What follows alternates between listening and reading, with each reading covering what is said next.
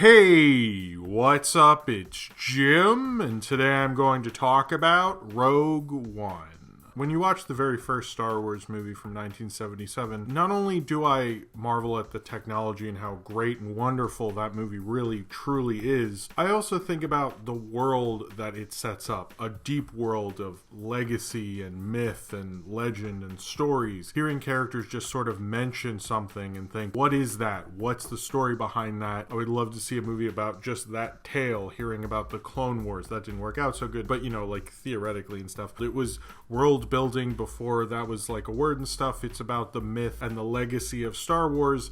And although as a Star Wars fan, my whole life I read books and heard books on tape and comic books about all the various tales within the Star Wars expanded universe or whatever it's called, I always wanted there to be a movie that didn't involve, Luke or Leia or Han, just involve a story about people within that universe. And I think Rogue One does that, at least on a conceptual level, better than any of the prequels ever did. It's probably definitely the best Star Wars prequel ever made. Not that that's really saying anything. It shows you probably more of, I guess, the middle class of Star Wars. It's about the people who have to do the grunt work. It's about the people who are the more working class of the Star Wars universe. And as well as Rogue One does that and gets into that world, I guess the kind of thing about this film is it is also directed by Gareth Edwards. And although Gareth Edwards is a very accomplished filmmaker, he has a lot of ingenuity. If you saw his first film, Monsters, he was able to make a giant monster movie on his laptop using his knowledge of special effects, but also using locations. He used economically depressed towns that were ruined by drug cartels and make it look like giant monsters had walked through them, and it was entirely believable. He's very good on a very technical level, and Rogue One looks like, in a lot of places, like it exists in the world that happened in the original Star Wars in 1977, the world that you didn't think you could entirely go back to after the prequels. But as much as he's a great technical filmmaker, and he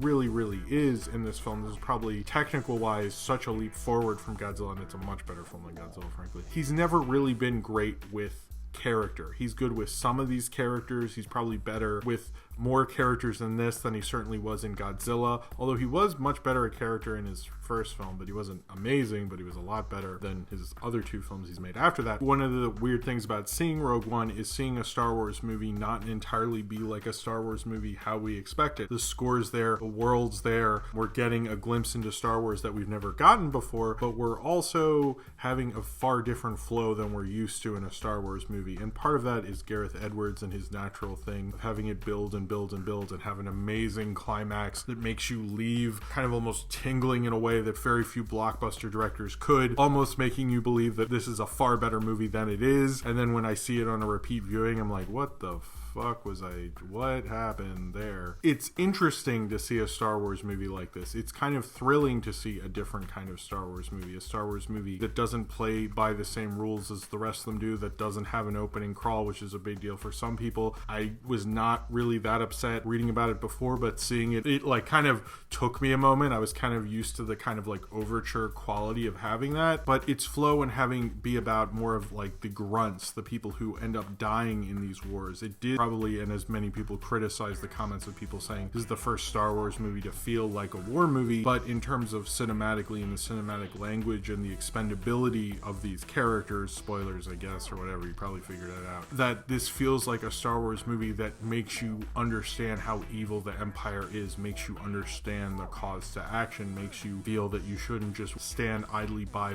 leaders and believe what they're saying and do what you think is right in the end. And this feels oddly semi-political in certain ways, and it kind of actually gets into the like gruntness of Star Wars that we always seemed hinted at, a different kind of Star Wars movie, albeit brought to us by Gareth Edwards, brought up with all of his extreme strengths and also his weaknesses, wrapped up together to be a very different kind of a Star Wars movie, showing us a very different side of the Star Wars universe. Jyn Orso, played by Felicity Jones, after her father Galen Orso, played by Mads Mikkelsen, is kidnapped and forced to construct and make the Death Death Star. She then hides as a girl and grows up kind of hating the Empire and never seeing her father. When they find out her father is trying to send a message to the rebellion to hopefully destroy the Death Star or find out the plans because of it, she is then brought into the rebellion to hopefully get their cause and figure out what to do with this giant, insane weapon that is the Death Star. She is put together with a rebel intelligence officer, Kason Andor, played by Diego Luna,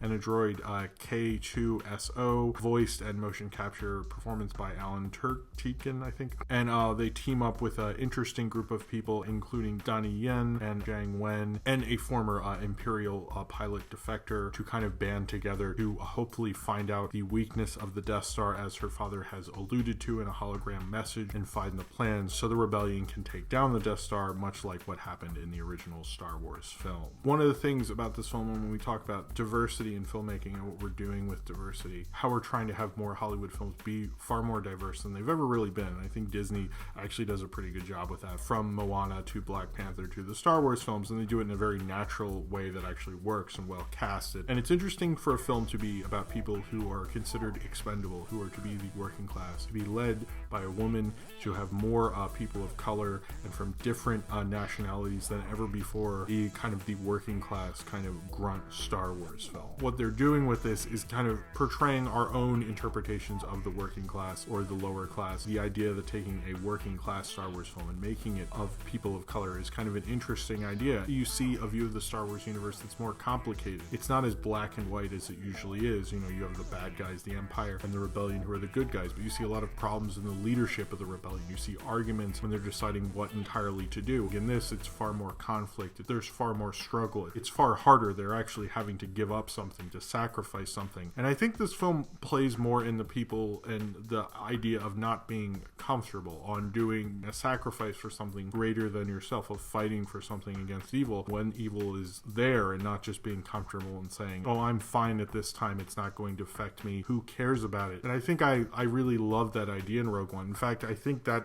really kind of energized me while I was watching the film. I haven't seen a blockbuster film really get into that kind of an idea as well as Rogue One did. It was actually quite thrilling, to be honest. I don't think it's necessarily being liberal or conservative. You could probably take its message either way. I think what that kind of spirit is there, and that spirit is in a Star Wars film. In Star Wars, I always felt like when I saw Force Awakens, I'm like, oh, this is something I can easily believe in, like when I was a kid, and I like that about it. But I think this film brings up a lot more challenging ideas within the Star Wars universe. The script by Chris Weitz and Tony Gilroy is actually interesting in that regard, but I think the problem that Gareth Edwards always has is it takes a while to really get going. When it really gets going, it's amazing. The final act, just on a pure technical and thrill level, might actually be a bit better, but also how we could get the real 70s tech of Star Wars from this era in the Star Wars universe to work for him, and work in such an organic way. Like sometimes like the costumes they're wearing and everything they're doing felt right, like he filmed it in the right way. He was able to use footage from the original Star Wars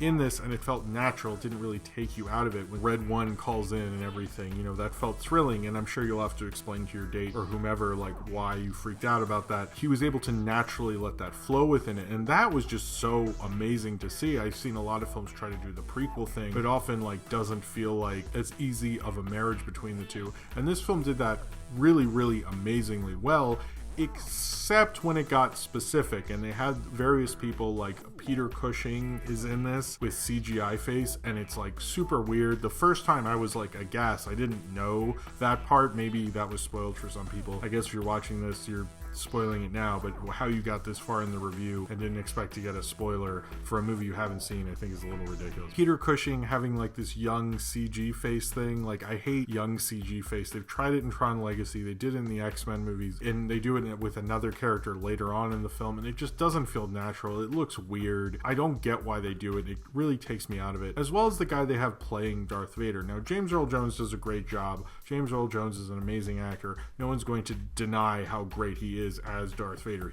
No one can do better at Darth Vader than James Earl Jones. But it actually brought to mind that it's actually important to have someone who's actually doing the physical performance of Darth Vader to actually be good. And if you ever wondered what that jerk was ever doing in those Star Wars movies, who was just the guy in the suit who is not James Earl Jones, and how important that was, seeing this movie gave me a newfound respect for that, which I already had, but now have a lot more, because it just really didn't work as well. Darth Vader didn't have the presence. It sort of reminded me of Hayden Christensen being Darth Vader. Not to like, he doesn't scream no or anything. He doesn't feel as scary. It's important. Like Boris Karloff as Frankenstein was famous because of that, because it's important with those kind of roles to do a physically threatening performance. And although you have James Earl Jones there, you don't have the full thing of Darth Vader. Didn't really work for me, and I wish honestly they didn't have it, because I actually sort of liked Ben Mendelsohn as the villain. I just wish they didn't have all these callback type of thing. There's some callbacky jokes which I thought were actually funny, but these kind of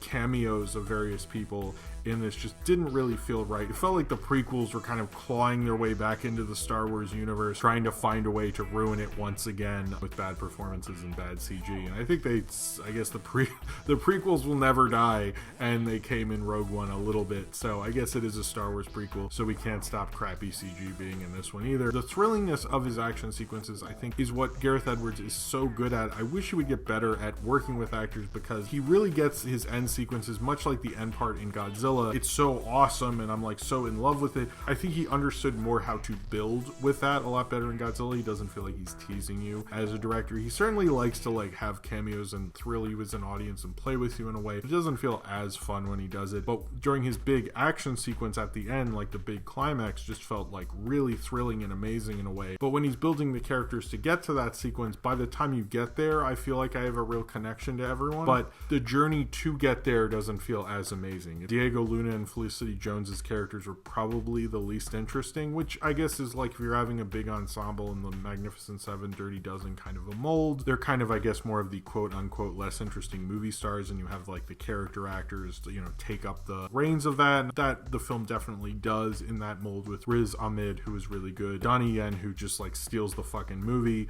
Zhang Wen as well. I don't think they really knew what to do with Forrest Whitaker. The performance seems a little uneven and strange, and I really like Alan Tudyk, I think, as the Imperial droid. I thought was really funny. I don't really feel like this like kind of communal like sense of thrillingness with the action sequence and what's going to happen to them until the end sequence, which I really felt while watching Rogue One at the end. It builds and builds and builds, and I feel like each scene gets progressively better and better and better. Gareth Edwards is definitely improving as a blockbuster filmmaker. I still feel like he needs to improve his beginnings and less maybe improving his endings, but his endings are so thrilling. I wonder if this film won't hold up as well, and I think especially with a Star Wars film, just the idea of a Star Wars film is a film that people are going to see multiple times in theaters and buy on Blu-ray, and I'm definitely going to watch it a few more times before 2016 is out. I don't know if it will hold up as well because of certain ways it reminds me of Godzilla. Godzilla really didn't hold up to a second viewing. I think Rogue One will hold up better, but I don't think it will hold up as well as like The Force Awakens does, and I don't know if he's really the kind of filmmaker who builds them as well for repeat viewings. I think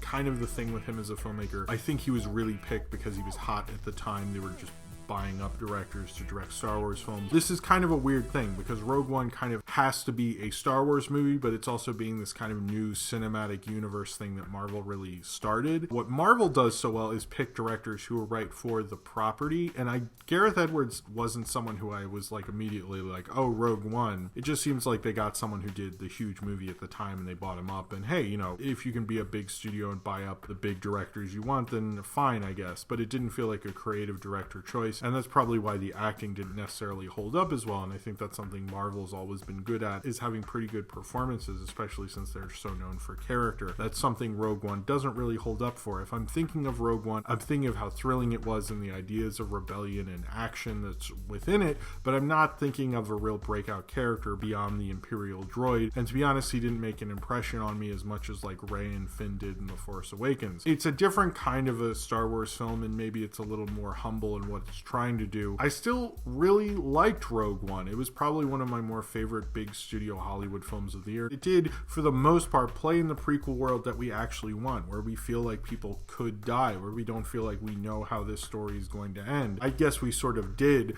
but this idea of people who are sort of expendable, people on the verge of society fighting for something beyond themselves to hopefully take down the Empire. It's a Star Wars film that gets into more of the complexities of the world in a way that the prequels always fail to. The prequels always wanted us to know what the politics were like in the Senate or something, and this is showing you what the politics are like for people who have to actually live in this world. It's one thing to be in throne rooms and things like that. And if you really want to compare this to the prequels, there's a definite, class distinction between what happened in the Star Wars prequels and what happens in Rogue One, and it kind of shows you how those politics affected everyone in Rogue One. The nuclear weapon metaphor that's going all throughout it with the Death Star, this looming Death Star, and seeing the destruction that looks like a mushroom cloud, that looks like that huge force that can just destroy anything in its path, and it gives the Empire this huge powerful force to rule over everyone and do their bidding, and it brings into all those things into question. It kind of is probably a little more political than most Star Wars films, but it uses